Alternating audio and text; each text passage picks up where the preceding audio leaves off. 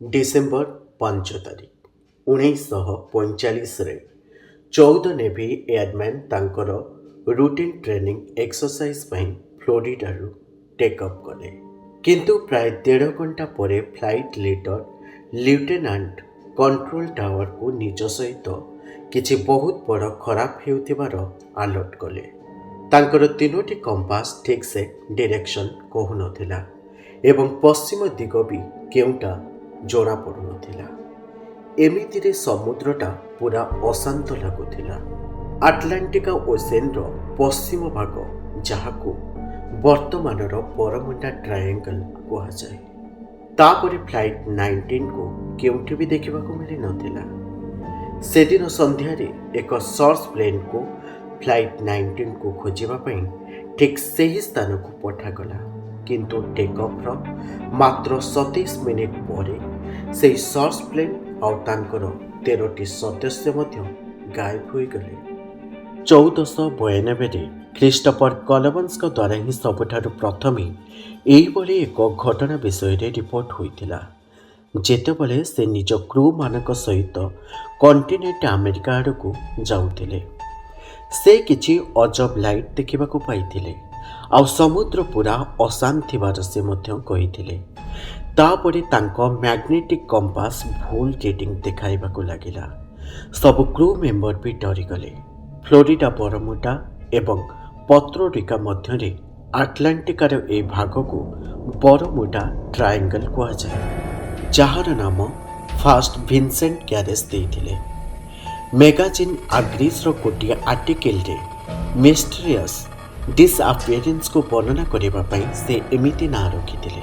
से 1945 रे फ्लाइट 19 विषय रे होइतिबा घटना को मध्य लिखिथिले।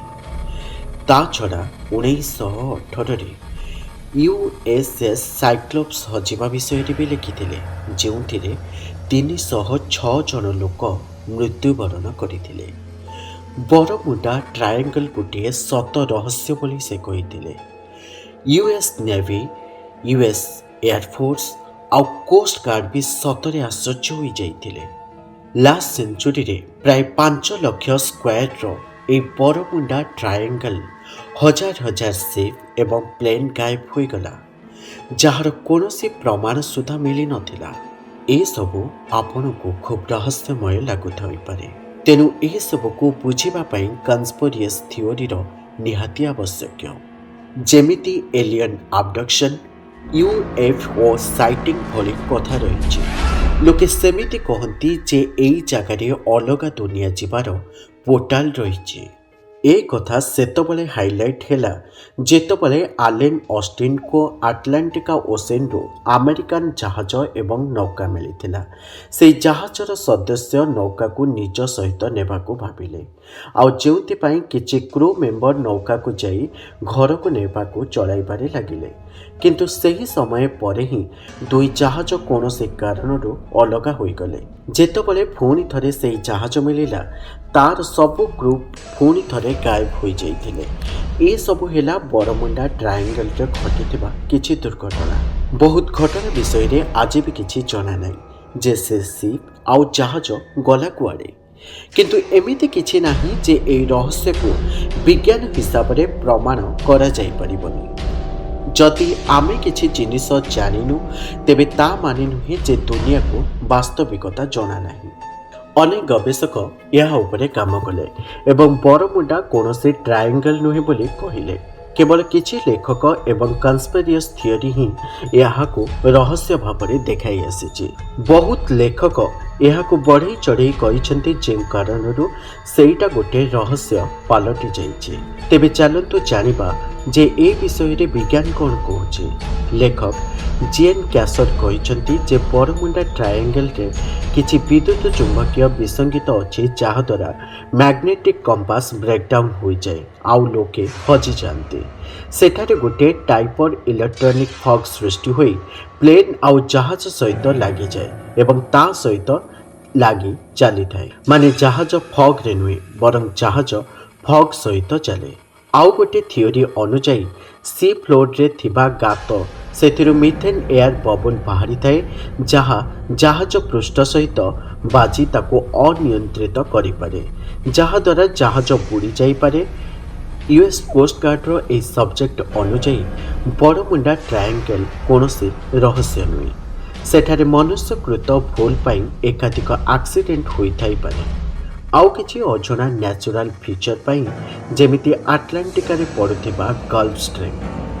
ନଦୀ ଏତେ ସ୍ପିଡ୍ ଥାଏ ଯେ ବୁଡ଼ି ଯାଉଥିବା ଜାହାଜର ଚିହ୍ନ ସୁଦ୍ଧା ନଥାଏ। ଖାଲି ସେତିକି ନୁହେଁ, କ୍ୟାରିବିଆନ୍ ଆଟଲାଣ୍ଟିକାର ଯେଉଁ ଟ୍ରପିକାଲ ୱେଦର ସିଷ୍ଟମ ଅଛି, ଅର୍ଥାତ୍ ଗରମ ପାଣି ଏବଂ ଉଚ୍ଚ ଆର୍ଦ୍ରତା କାରଣରୁ ସେ ଏରିଆରେ ବହୁତ ଝଡ଼ ଆଉ ପବନ ଆସିଥାଏ, ତା ବରମୁଣ୍ଡା ଟ୍ରାଏଙ୍ଗେଲ୍ ଭିତରେ ମଧ୍ୟ ଆସିଥାଏ। ଆଟଲାଣ୍ଟିକା ଓସେନ୍ର ସବୁଠାରୁ ବଡ଼ ଟ୍ରେନ୍ସ ପର୍ତ୍ତୋରିକୋ ଟ୍ରେନ୍ସ ମଧ୍ୟ ବରମୁଣ୍ଡା ଟ୍ରାଏଙ୍ଗେଲ୍ ଭିତରେ ହିଁ ଆସିଥାଏ, ଯାହାର ଗଭୀରତା ହେବ ପ୍ରାୟ 28,373 ଫିଟ୍।